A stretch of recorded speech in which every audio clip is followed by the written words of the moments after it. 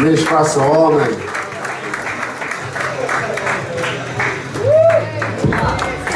Tudo bem com vocês? Até que enfim eu posso falar minha língua aqui.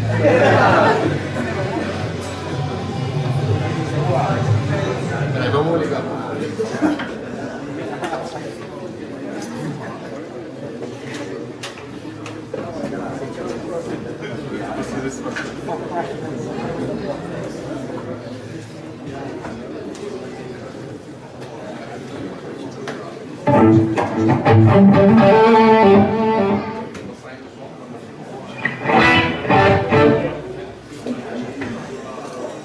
Prazer em ver a todos, tudo bem? Você é brasileiro?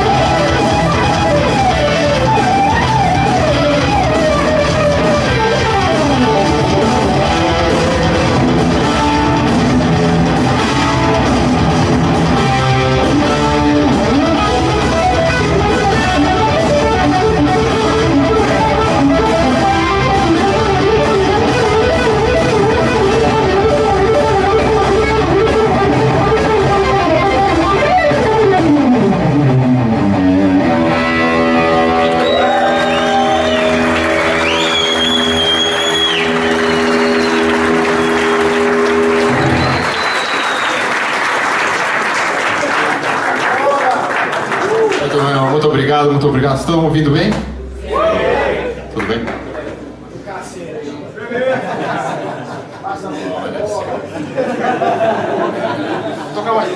Tocar mais um pouco aí, pode ser? Hã? Se não cair aqui, tá andando tudo.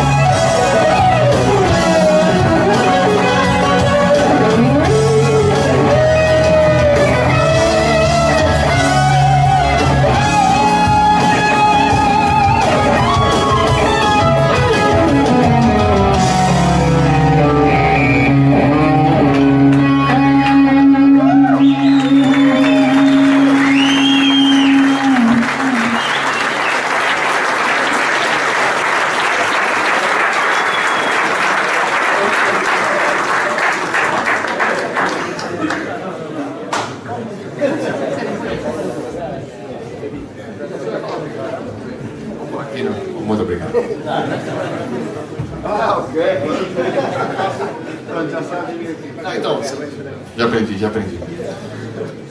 Bom, a gente pode conversar bastante, ou eu posso tocar, vocês que escolhem.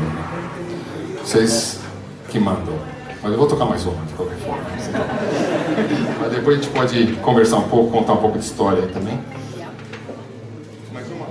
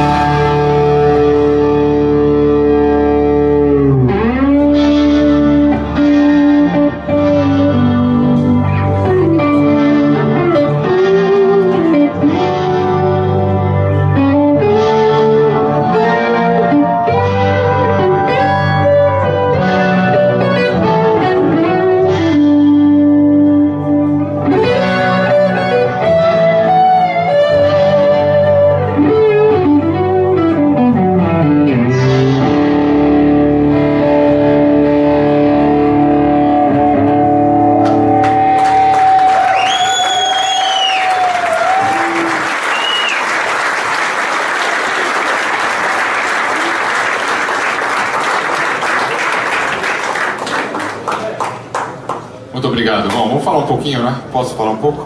Vocês entendem meu português? Bom, eu vou contar um pouco de mim, né? Pode ser?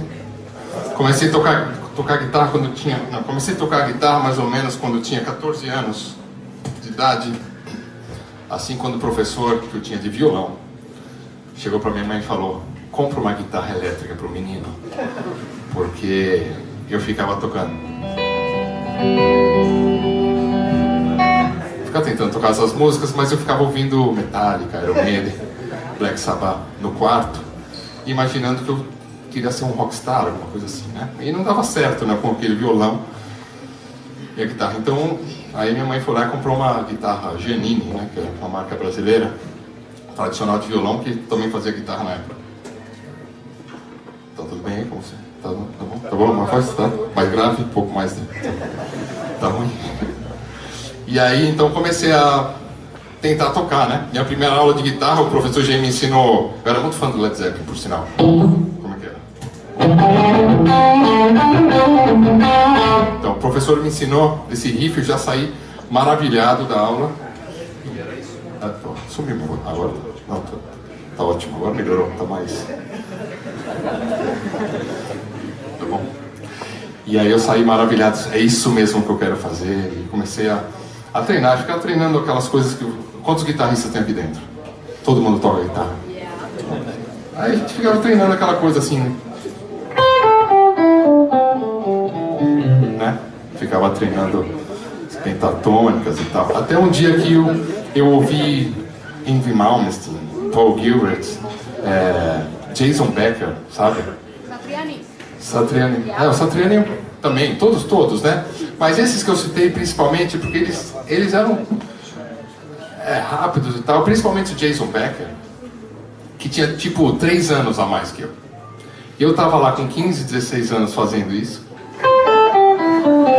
E o cara tava com o disco gravado, tocando uns negócios impossíveis, né? E aí eu pensei, como é que faz para em 3 anos você sair da pentatônica e tocar esse monte de escala, assim? Eu fiquei assim, foi uma coisa muito motivadora e ao mesmo tempo desmotivadora, né? Porque você fala, eu não vou conseguir fazer isso, mas eu quero fazer isso. Então foi uma coisa que eu me recordo bastante, principalmente Jason Becker e outros que tinham naquela época, geração super jovens, né, descobrindo. Agora, claro que hoje em dia você já tem outro problema, que tem uns chineses de 5 anos que tocam. Mas naquela minha época não tinha YouTube, então tudo bem. Os chinos, aí os chineses, não, agora é um problema, né? Pode até ser desmotivador, né? Que não é um só, né? São vários, né? Em todo canto, né? Pipoca, né? Todo dia um vídeo de algum chinês asiático tocando a música do Jason Becker com 5 anos de idade. Mas... E aí foi muito motivador na época. E como eu não tinha família de músico, né? Não tenho pai, mãe, nem nada, ninguém tocava, não tinha nenhuma referência, né? Tinha uns amigos do bairro, mas os amigos tocavam tão mal quanto eu, então, tipo, não me ajudava muito. Então o único jeito para mim foi estudar como se estudava na escola, no colégio, né? Que era matemática, uma hora de física, né? Você vai segunda-feira estudar matemática, terça-feira estuda, né, no colégio. E eu comecei a estudar guitarra da mesma forma. Tem um calendário com X horas por dia e... Nossa. E eu comecei a estudar assim, com 15, 16, 17 anos, bem organizado, né? Fazendo os exercícios que eu sabia que eu tinha que fazer na segunda-feira, na terça-feira, na quarta-feira. Eu comecei a estudar dessa forma assim, sem muita referência de músicos amigos, mas só com essas referências mais distantes dos americanos, europeus, tal, que tocavam já, famosos e tal. E eu ali sozinho com o professor também, que eu sempre tive aula. Tive um grande professor, mais ou menos nessa época, chamado Mozart Mello, lá do Brasil, que também era super metódico, organizado e tal, porque ele era engenheiro, né, também formado, então era meio metódico, assim. E eu entrei nesse caminho de fazer um estudo bem metrificado. Então aí tiro essa lição, assim, né, que a gente precisa sempre buscar essa motivação constante, e até hoje, né, ouvir pessoas que te motivem e tal. música que te emocione, te motive, guitarristas, outros músicos, constantemente buscar isso para você estar sempre com aquela vontade de voltar para casa e estudar. E quando for estudar organizado, tocar com outras pessoas também, que a gente aprende muito. Depois eu vivi com a banda, com Angra, e tocando em festivais, em outras situações. Essa troca com outros músicos é muito importante também. Então, caso você não tenha banda, busque ter uma banda para você poder viver, tocar com outros músicos. Então, assim, porque essa motivação só vem da gente, né? Tipo, nossos pais geralmente não querem que você seja músico. Ninguém... só barulho e tal. Ninguém te cobra para você tocar melhor. Ninguém vai te dar uma nota, te reprovar o ano. Ninguém vai fazer isso, né? Ou é você mesmo, né? Então isso tem que vir de dentro. E quando você gosta, você faz com disciplina, né? Você não acaba fazendo nada... É difícil fazer com disciplina algo que você não gosta. Então busque essas inspirações que realmente... que você gosta, encontre na música, o estilo, a forma de tocar, que você realmente seja apaixonado, que você com certeza vai estudar para valer, vai estudar com disciplina. E aí você cria um hábito saudável de tocar todo dia, compor todo dia, tocar com os amigos, ter sua banda, ensaiar constantemente, ao ponto do dia que você não fizer isso, é o dia que você fica triste. É o dia que você sente que está faltando alguma coisa. Então a gente tem que treinar esse ponto de estar motivado constantemente, estudar com disciplina e ter esse hábito que dá essa força constante de você, que aí você leva para a tua vida inteira, né? De estudar sempre, tá? Você precisa primeiro fazer isso, depois você faz o resto no teu dia, mais ou menos isso. E aí a evolução tua como músico é certa, é constante e é certa, sem pressa, porque a música é um negócio que você todo dia descobre, é um trabalho para décadas de vida, sempre aprendendo, não é uma coisa de 1 ano, nem de 3 anos, nem tocar melhor que o chinês, nem nada. É para você aproveitar curtir, né? Aproveitar essa viagem do aprendizado musical, sempre se divertindo e sempre melhorando. E eu descobri esse caminho e faço até hoje, né? Errando e acertando sempre. E alguém quer perguntar alguma coisa ou vocês querem que eu toque?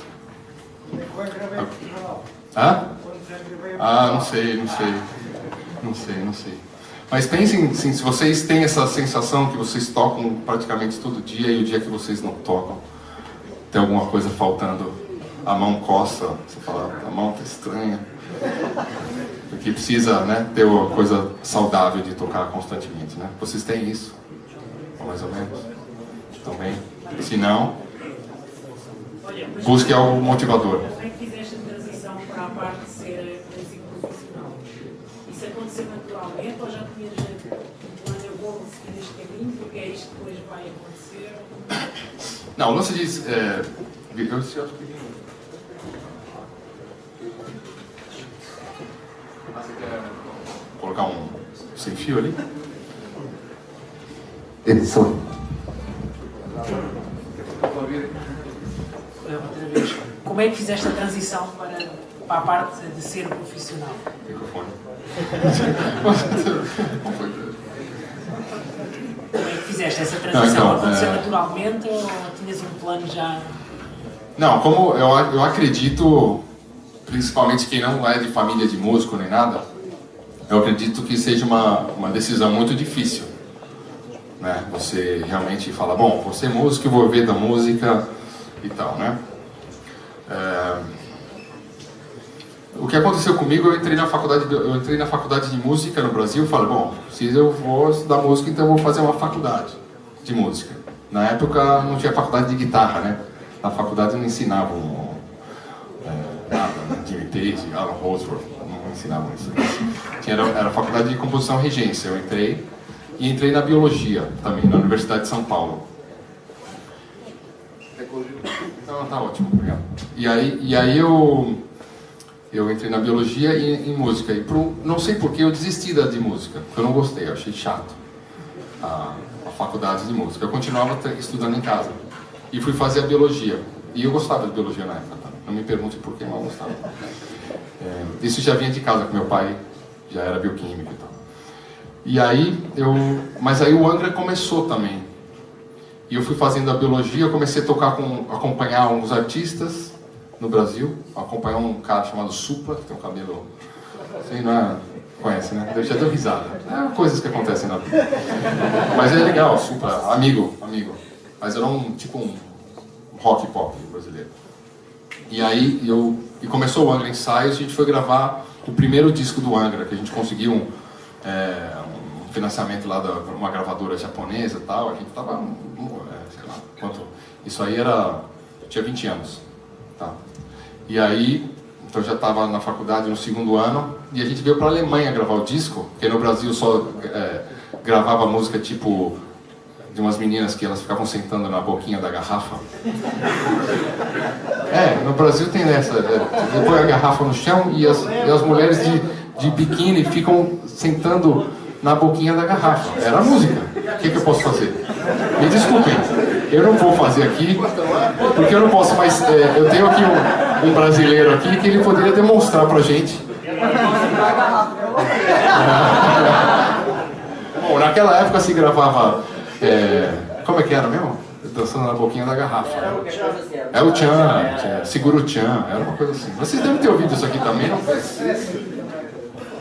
Demais mesmo. Foi, né? Você lembra disso? Todo mundo estava assistindo. Tinha a loira, a morena, a Carla Pérez. Agora elas estão tudo com 50 anos e ninguém fala mais dela. Também tivemos que tocar isso cá. Tocaram? Mas ó, a gente devolveu. Tá devolvendo. Os portugueses foram lá, né? Invadiram. Estão devolvendo. O troco veio mais pesado. Não, tô brincando. Mas na época se gravava esse tipo de música no Brasil, e aí a gente então queria gravar um negócio mais pesado e tal. A gente veio pra Alemanha, respondendo a tua pergunta, que já tô falando outra coisa. Veio pra Alemanha, a gente ficou uns 2 meses e tanto na Alemanha pra gravar o disco, sofrendo bullying dos alemães, né? Que a gente era tudo novato.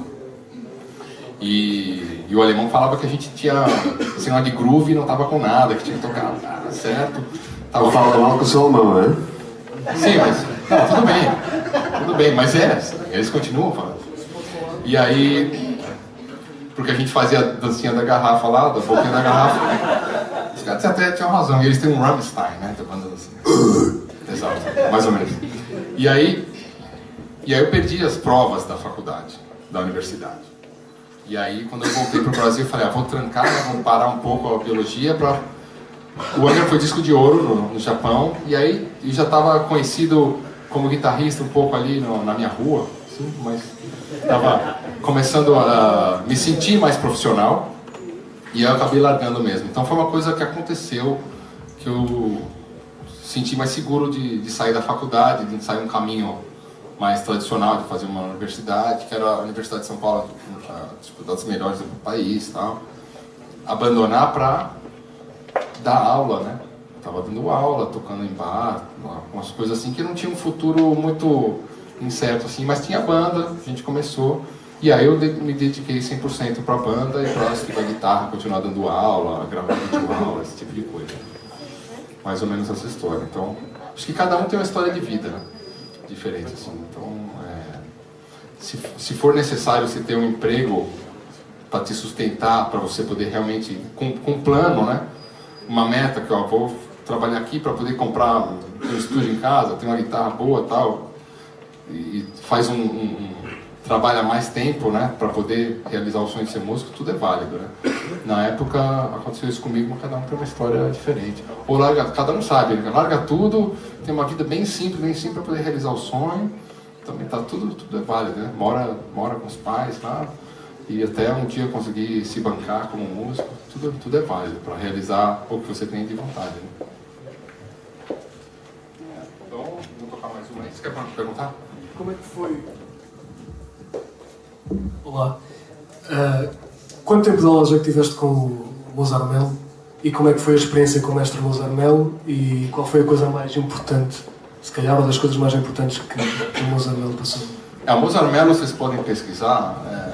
É um professor, né, ainda muito importante, mas na época, assim, não tinha internet, tinha muito pouca coisa importada de videoaula, de songbook, essas coisas no Brasil, era muito escasso o material.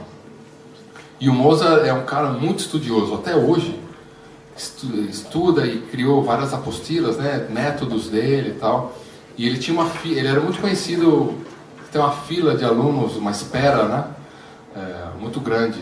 E eu consegui ter uma aula, consegui uma vaga, ter aula com ele quando eu tinha uns 16 anos. Eu fiquei até uns 21 anos, mais ou menos, tendo aula semanal ou quinzenal, até uns 20 e poucos anos com ele. Então foi bem importante, ele é bem metódico, bem estruturado, as aulas, né, e estudava, era bem aberto, estudar acorde de bossa nova, jazz, fusion, rock, técnicas, né, coisas meio de Alan Rosworth, coisas super complicadas, Mahavishnu Orchestra, ele era fã dessas, John McLaughlin. Então ele trazia todas essas informações, eu aprendi muito, descobri muita música através dele também. Mahavishnu Orchestra, outras coisas de jazz e fusion que eu não conhecia, porque também minhas referências acabavam sendo os professores mesmo, né? Porque em casa se ouvia mais a MPB, né? Música popular brasileira, Djavan, Caetano Veloso, Gilberto Gil, que também sempre ouvi também. Muitos cantores nórdicos. Exato, aí tem essa cultura brasileira das harmonias, dos acordes, e que eu sempre gostei, né? Afinal de contas, eu gostava de tocar. Eu tinha, sei lá, o Eddie Van Halen como, né, um herói, sei lá, desses guitarristas. E minha mãe gostava, por que você não toca um João Gilberto? Eu não conseguia tocar o João Gilberto, era mais fácil tocar o Van Halen, que era o herói da guitarra, que um acorde do João Gilberto, ou do Edu Lobo. Isso era intrigante, né? Então eu também ia estudar, porque afinal de contas eu queria descobrir a música. E aí eu comecei a estudar também os acordes da música brasileira e me apaixonei e tal. Isso é na tua música? De alguma forma está também na minha música. Com certeza, a música brasileira, com certeza. Inclusive essas músicas que eu toquei, né? Sempre tem alguma coisa de brasileiro ali, né? Que você até falou ali no Nordeste ali, tá? Na Pau de Arara. Que já tem que vem né? Que isso aqui é... Aí você tem um ritmo, né?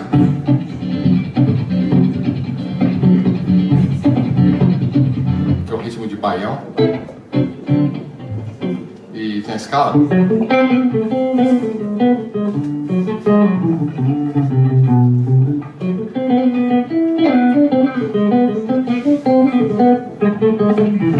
Sempre mixolide, muito mixolide.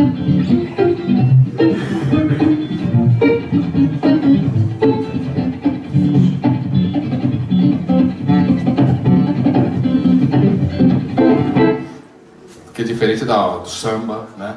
Na outra música que eu toquei, que era bem americana, né? Que eu toquei.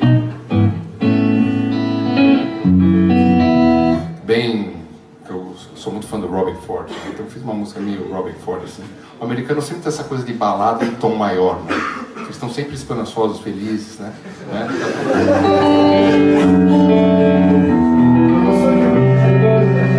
Sempre, né? Maior, né? Balada. E já o latino, o português, todo melancólico, né?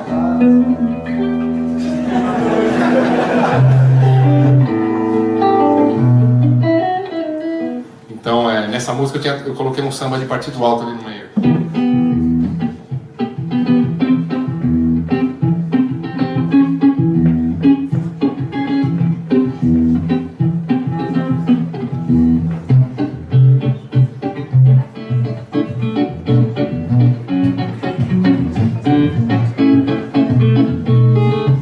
Então, eu tento misturar o rock com essa influência brasileira também.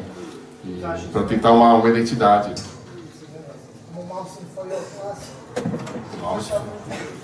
É porque de alguma forma assim, a gente sempre tem que buscar o que a gente que está dentro de você. É muito mais fácil, para mim é muito mais fácil tocar música brasileira por mais acordes que tenha do que tocar um blues. Muito mais fácil. Brasileirinho, que seja, ou misturar, é mais fácil, é mais natural. E se a gente buscar isso, essa identidade que tem própria da cultura de onde a gente cresceu, vai ser muito mais fácil e vai ser mais inédito. Principalmente se você começar a tocar para fora do teu país. Se você tocar só dentro do teu país, você vai encontrar muitos que também cresceram no mesmo ambiente. Mas se começar a tocar para fora do país, é uma carta na manga, né? Como se diz.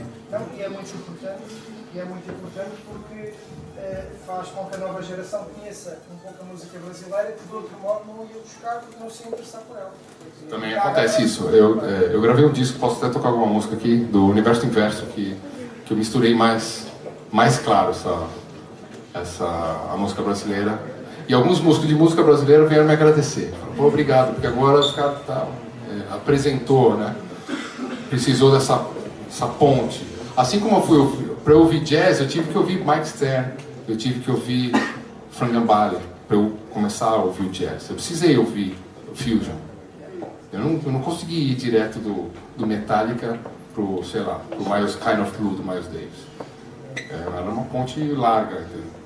Então, agora via Fusion, acostumar com sons, aí você pode de repente até ouvir um Elvin Jones, solo de bateria de jazz e curtir, apreciar. Toca um bocadinho, toca. Toca um bocadinho. Eu achei que eu ia descer na boquinha da garrafa.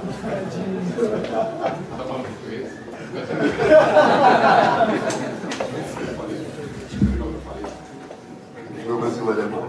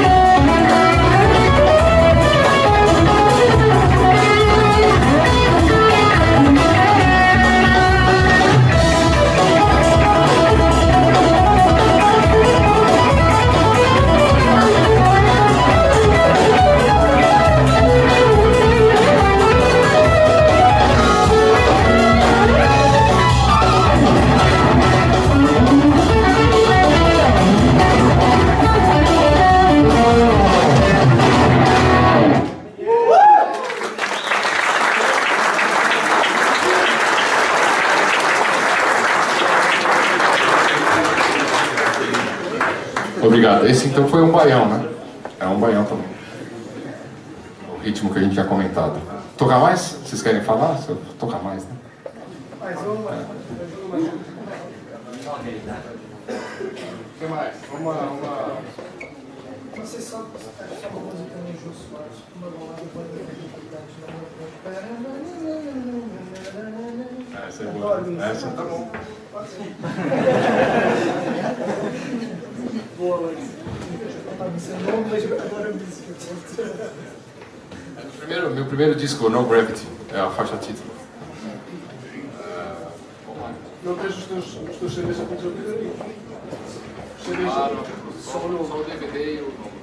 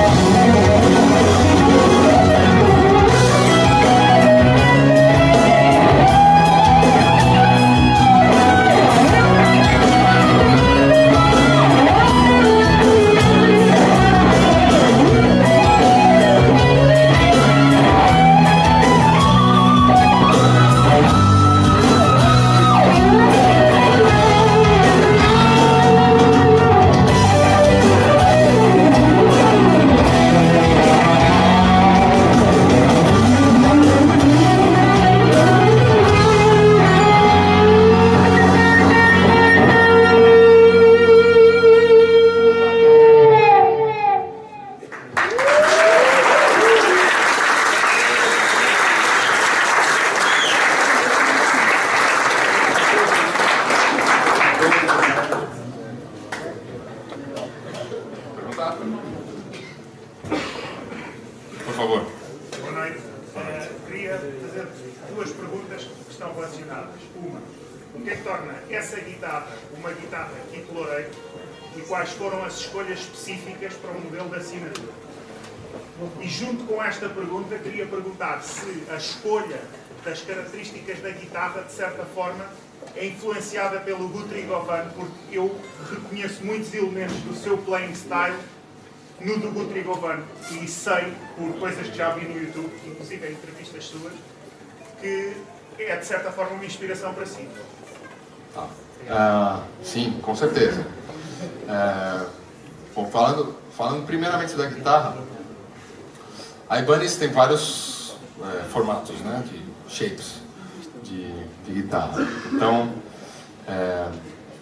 quando eu fui convidado, obviamente eu fiquei muito contente de estar na Ibanez, porque, como eu falei, na minha adolescência tinha meus heróis, todos estavam, né, usavam Ibanez, né, desde o Frank Gambale, sei lá, o Sally Jordan, Paul Gilbert, todos esses, né, Vai, Satriani, tudo mais. Guthrie Govan não estava ainda, não tinha nascido ainda, não estava, não sei. Então, claro que eu fiquei muito contente de ser convidado para entrar no time da Ibanez, ainda mais com uma guitarra assinatura, que, se você for olhar, só tem americano, né?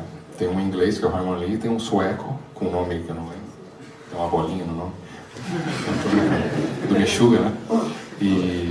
Então, assim, é um time muito sério. A Ibanez é muito difícil de conseguir, então eu fiquei muito feliz de ser convidado, ainda mais como brasileiro, né? Ou como não americano, né? Para entrar para o time da Ibanez. E aí eu gostava já desse modelo, o S, né? Esse modelo, só que normalmente ele é bem fino, né? Ele tem aquela coisa da guitarra bem high-tech. A Ibanez tem já essa característica de ser uma guitarra moderna e high-tech e tal, né? E então eu quis juntar isso do high-tech, mas como eu toco às vezes algumas músicas como eu toquei aqui, um pouco mais fusion, e queria que fosse uma guitarra que também servisse para essa finalidade mais fusion e tal, né? Não tem muito a ver com o Guthrie Govan, mas tem um pouco a ver de ser o lance do fusion, né? Claro. Então eu quis poucas características que tivessem um jeito um pouco mais clássico. Que primeiro foi do corpo não ser aquele corpo super fino, high-tech, ser um corpo mais grosso, ter mais madeira, certo? E eu testei no prototipo, Mogno, né? Mas eu acabei optando por Alder, então deixa uma madeira mais extrato, de certa forma, um pouco mais brilhante, né? Então é Alder, um Flame Maple, e o que deixa bem específico o lance da mão, né? Se você pegar, que demorou para eu escolher aqui o formato que é a Wizard, né? Que é o Wizard, que é o que vem nas RGs, né? O Vai, que é um bem largo e fino, né? Que é uma característica muito marcante da Ibanez. E eu tocava com Ibanez, né? Quando eu era moleque, e eu gostava muito desse braço. Mas depois eu fui mudando, tocando outras guitarras mais grossas, tal. Então eu achei um meio termo, eu quis achar um meio termo. Entre o meu primeiro prototipo foi com o braço do Satriani. Esse lance do Signature, eu fui experimentando o que já existia dentro de toda a linha da Ibanez. Alguma mistura, senão você vê como uma coisa completamente fora da especificação, fica um pouco mais complicado de fabricar depois. Então tem uma série de outras questões, né? Senão vira uma guitarra muito custom shop. Entendeu? E a ideia de ter uma linha assinatura é que qualquer lugar que você vá, a guitarra é exatamente a mesma. Se eu faço uma custom shop, que a Ibanez tem um custom shop no Japão, tem em Los Angeles, posso fazer a guitarra com o que for, mas aí não consegue, numa fábrica japonesa ou da Premium, conseguir fazer exatamente igual. Então você tem que achar um jeito de fazer o que você quer dentro das possibilidades que existem também. Então, só que a espessura do braço você pode escolher como você quiser, manda a medida e eles copiam. E aí eu fiz então, baseado numa mistura do Satriani com a Wizard Neck, que é essa do Steve Vai, né, a Jam. Então ela é um pouco mais grossa que a Wizard, mas não tão redonda, né, extrato, como a do Satriani, né, mais tradicional, digamos assim, né. Então eu acabo, a coisa do conforto na guitarra. Pequenos detalhes, esses detalhes assim, de como que é cortado aqui também, né? Para deixar a guitarra confortável. Para mim acaba sendo mais importante, para pegar uma guitarra nova e sentir a vontade de tocar. Mas essa guitarra é escalopada, mas é assim não... As japonesas são escalopadas, Todas da Ibanez japonesas, do Steve Vai também, do Ed Timmons, são escalopadas e na Premium não são escalopadas. Então isso não foi uma escolha pessoal, foi... De não ser escalopada na Premium não é Não, pessoal. ser escalopada é... Não, é pessoal. Mas de não ser escalopada na Premium é uma questão de fabricação. E aí então, aí outra diferença é o picape, né? Que eu gosto, né? De março do 36 aniversário, que tem PAF, 36 anos. Então eu peguei aquele como referência, porque eu conheço um engenheiro de março, aí como referência aquele que eu gosto, 36 anos de PAF, e coloquei algumas características a mais, sabendo que a madeira seria alder, sabendo que eu toco umas coisas mais pesadas, então tem um pouco mais de ganho e tal. E fez um picape específico para guitarra. Mas é passiva? Passiva, sim. Passiva e não tem tanto ganho. Por questões tímbricas? Tímbricas gostei. Tímbricas. Sim, porque as guitarras ativas há aquela eterna guerra de que eventualmente irão castrar um bocado o som. Sim, porque é para ter essa dinâmica mesmo de tocar. Para ter dinâmica mesmo, né? Se tocar com som limpo, vai ter a dinâmica toda, o captador assim é melhor. Aí tem, então, um push-pull e tem 5 posições, né? Então também dá para deixar...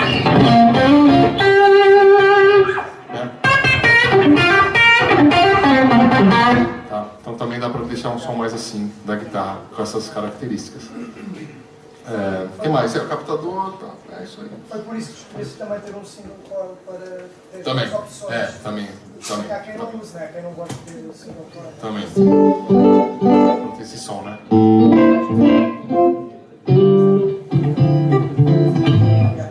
Mais limpo mesmo.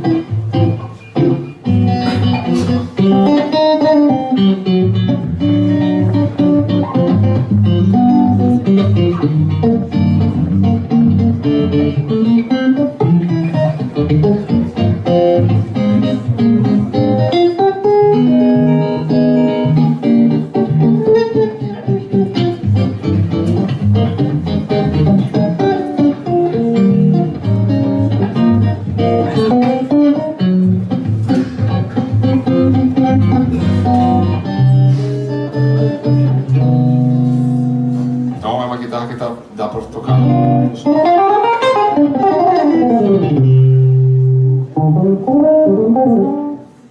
Para tocar mais limpo.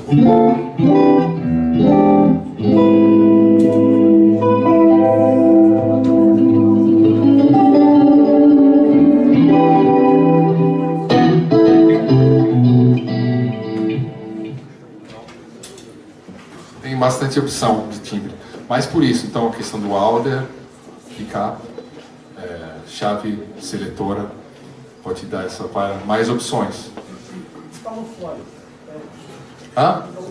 E essa aqui tem a Ed, tradicional, a antiga, super segura. Então houve, de certa forma, uma preocupação de que essa guitarra estivesse ao alcance da maioria dos miúdos que vão idolatrar o Kiko Loureiro e possam mesmo ter uma e comprá-la porque está numa gama de preço mais ou menos, ou é uma guitarra tipo uma Charvel do Guthrie Govan que custa 5.000 euros? Não, eu não sei, eu não lido com a questão de preços da guitarra. Eu nem sei quanto que é o preço, porque cada país tem uma moeda, tem impostos diferentes, né? Mas não é 5.000, é 2.000, a mais cara, 2.000 e pouco, a outra, 1.000 e poucos euros, eu acho. Mas eu não quero nem, eu não sei. Falar errado e vão me matar depois se eu falar um preço mais barato. Eu falo que é 900, ele fala, não, quem falou 900 euros? Estou comprando duas. Não sei, mas qual é o preço?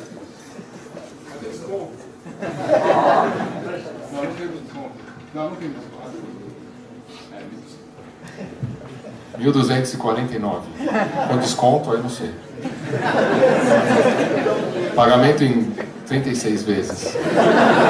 Se for no Brasil, né? Paga. Aqui não sei. Só que no Brasil é bem mais caro. Mas assim, é mais os miúdos, não sei se tem 1.200 euros, aí já não sei. Provavelmente em Portugal não sei. Não, a questão que eu tenho visto, assim, em mais larga escala, é que a maioria dos guitarristas tem um ídolo, como explicou no início da sua conversa. E esse ídolo tem uma guitarra e toda a gente quer a guitarra do ídolo. E as marcas normalmente o que fazem é fabricarem um instrumento de topo de gama que não é acessível muitas vezes nem a músicos profissionais.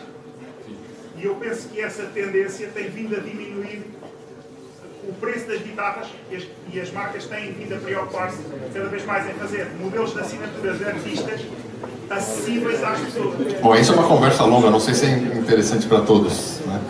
Mas assim, isso vai muito do músico também, do artista. Tem artista que pensa que se é um artista de altíssimo nível, quer que seu instrumento seja de altíssimo nível, assim como ele é, e ele não vai mostrar sua imagem com algo mais barato. Pode ser. Quer andar de Bugatti, quer andar, é uma filosofia de andar, e aí pede algo. Eu poderia pedir uma guitarra mais ainda. Foi oferecido. Ó, que se você colocar essa madeira, isso, a guitarra começa a ficar, o preço vai subindo, né? E aí, de repente, a sua guitarra vai estar mais cara que a guitarra do Steve Vai. Então você também tem, dentro da própria marca, referências, certo?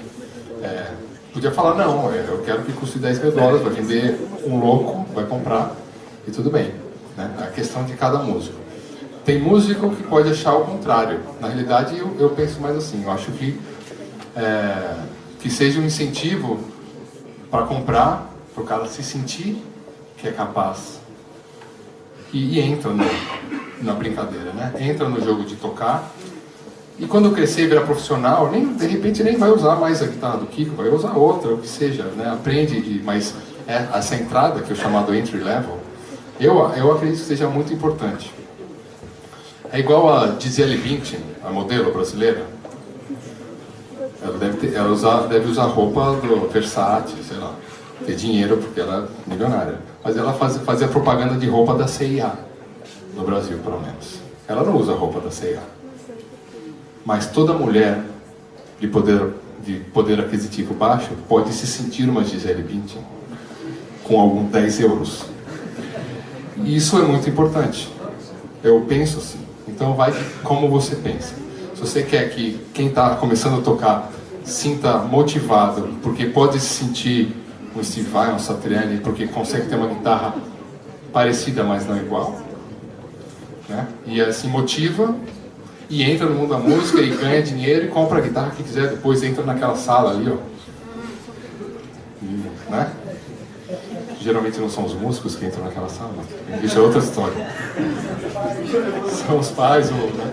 Mas assim, é uma questão de filosofia mesmo, né? Cada músico pensa de um jeito, o artista pensa de um jeito. Eu sou mais da ideia da Gisele Bündchen, de posar com uma roupa da C&A e acreditar que pode motivar as pessoas a se sentirem bem tocando ali. Eu acho que é isso. Obrigado.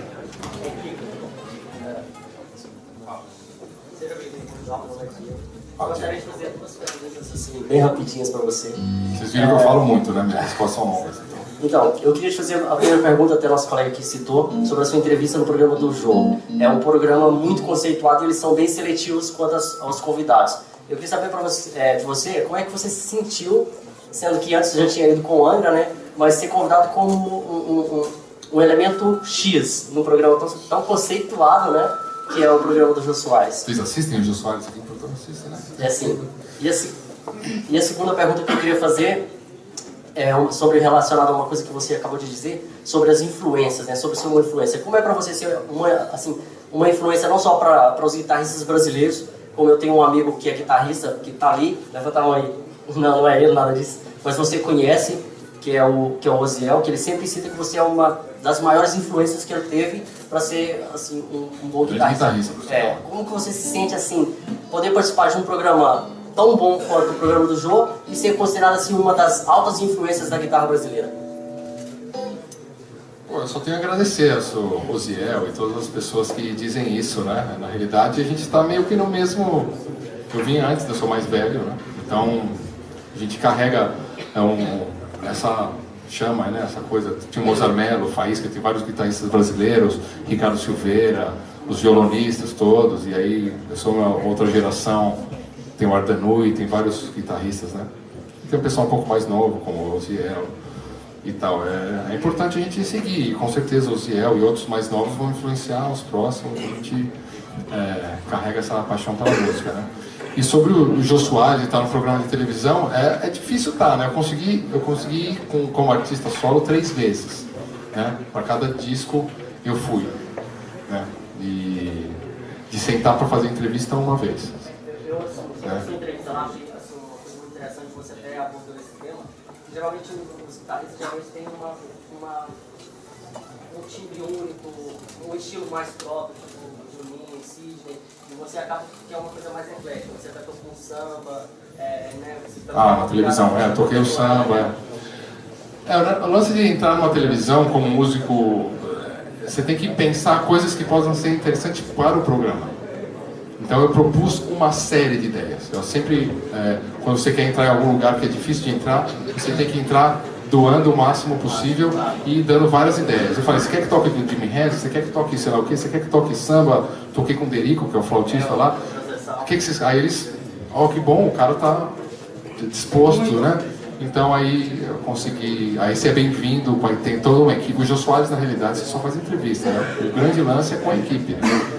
A equipe se sentir à vontade. Aí você consegue o espaço e você consegue, então, voltar lá outras vezes. Você é um cara que entra para ajudar, né? Você sempre tem que entrar nas situações para ajudar, que o melhor saia, né? Não pensando só em você, mas pensando no programa, na equipe, todo mundo que faça o trabalho o melhor possível, mais rápido, mais tranquilo possível. Afinal de contas, eles estão todos os dias gravando diferentes programas, né? Então é bom que você chegue cedendo e ajudando que o programa seja o melhor possível. Fazendo isso uma vez, você consegue voltar. Exatamente. Obrigado por ser esse cara que apresenta bem o Brasil.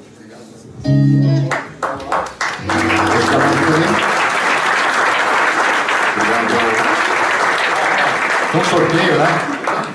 Quem é que quer ganhar uma guitarra? Se calhar, vamos já fazer o sorteio, se calhar é mais fácil.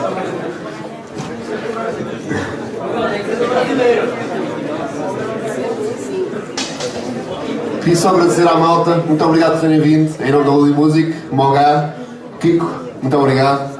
Obrigado, obrigado a todo mundo por toda a presença. Prazer estar aqui em Portugal mais uma vez. Vamos lá fazer essa guitarra aí? Tens que olhar para o lado, não podes. O meu é o 180. Então vai. E cadê a guitarra? Está por aí? Sim, olha, traga uma guitarra, só chamou. Vamos trazer a guitarra. Saia uma guitarra. Uma Ibanez RG440. Tá fácil a guitarra aí pra gente mostrar? Sim. Pô, não é aquele mistério. Você tá. Então toca aí um bocadinho, tá? Enquanto a guitarra não chega. Toca aí uma música portuguesa. Uma modinha portuguesa. Não tiveste uma música portuguesa. Não fizeste o trabalho de casa, né? Não. Eu tocava Roberto Leal, né? Tem músicos portugueses.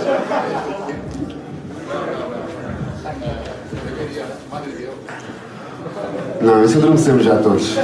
Madre Deus, a gente adormece já aqui.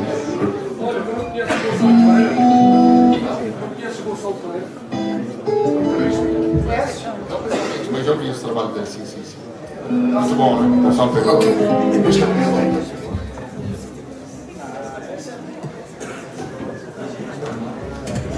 Ó, essa guitarra aqui, algum felizardo sairá com essa guitarra hoje daqui.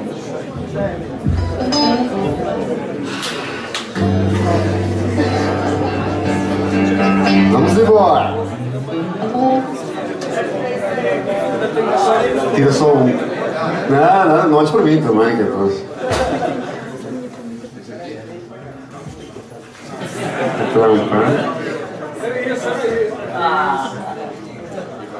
É isso? Esse número aqui? De 3 dígitos. Exatamente, sim. 202.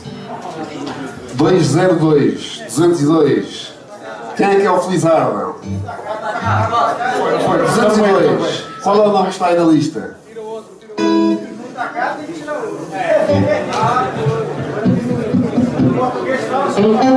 Kiko, tira só mais um. Só, qual que é? Só faz falta quem quer estar. 202, ninguém se acusa. Tira aí só mais um para ficar suplente, caso não.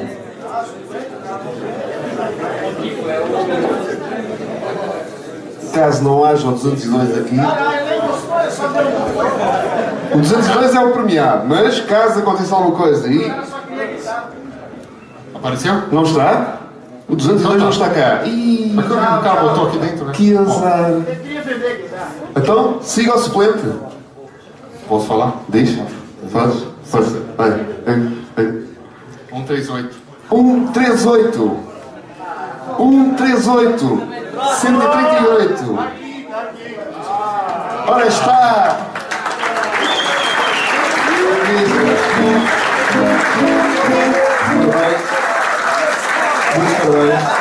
Mas tem que tocar uma música, né? Não precisa tocar um solo do Família de Santo, vamos. Cuidado com o fecho para não buscar a guitarra, que é uma das bárbaras.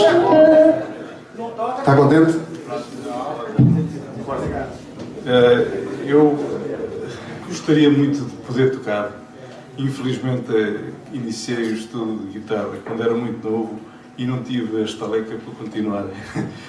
Por isso hoje praticamente não toco, mas tenho um filho que toca muito bem, ou bastante bem, e esta guitarra é para ele.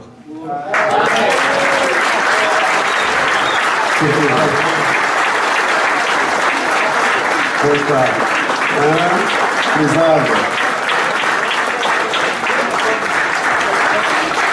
Olha, tem que tirar uma foto. Não, mas o filho tem que tocar.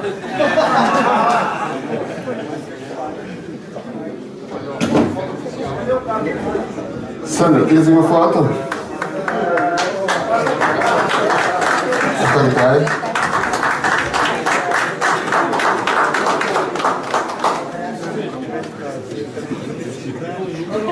Agora vais ficar um bocadinho. Não. Ok, vá, parabéns, né? Olha, deixa-me dar só a guitarra para eles para embalarem antes que aconteça algum azar.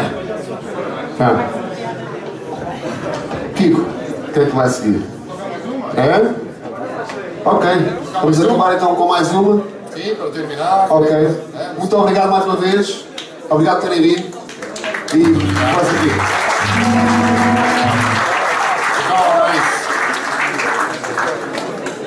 Vamos lá. Tocar uma mais pesada assim, mais tranquilo, tem que ser. Mais pesada.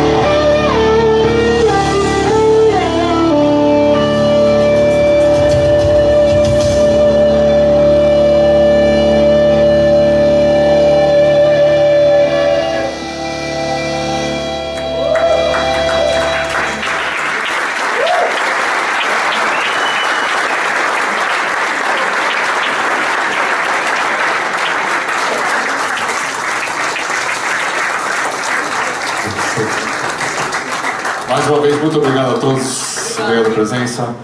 E é isso aí. Muito obrigado. Queria só oferecer um cartãozinho Ludi Music para ganhares. Como é que é? Ganhas pontos para descontos. Tens que comprar umas palhetas, pelo menos. Tem meu nome já? Sim, é o teu nome. Ah, que beleza. Está aqui uma fotografia. Tem desconto? Ó. Só tirar aqui.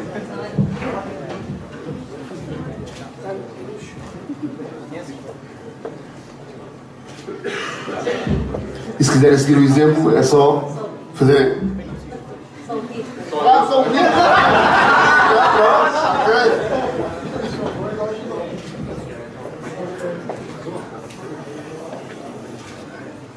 É só fazerem uma ficha de cliente e ganham um cartãozinho bom acumulando pontos com as compras e descontar. Obrigado mais uma vez. Tchau.